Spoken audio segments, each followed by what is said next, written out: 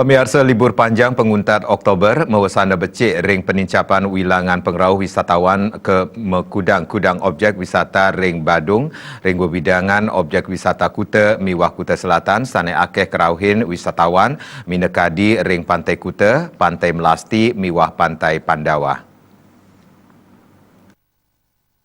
Penincapan pengerau wisatawan kapatutang oleh Ketua Pengelola Pantai Melasti Wayan Karnawe. Manut Karnawe wenten penincapan saihang Rainet Yosan sedurung cuti bersama puniki.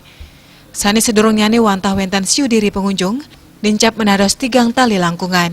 Karnawe maosang wisatawan sani rauh ke Pantai Melasti patut sumakan ngemargiang prokes. Setios punike Karnawe pengabdi pemerintah di Inggris mungkah penerbangan internasional, mawinan pariwisata Bali, Presiden ngelimbak taler perekonomian Presiden Muali nincap.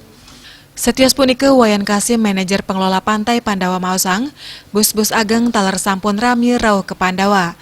Ngarepin kanan inucap angganing manajemen taler setata sumeken ngemargiang protokol kesehatan. Wisatawan patut ngewiguna yang masker, nureksen suhu miwah ngwajikin tangan.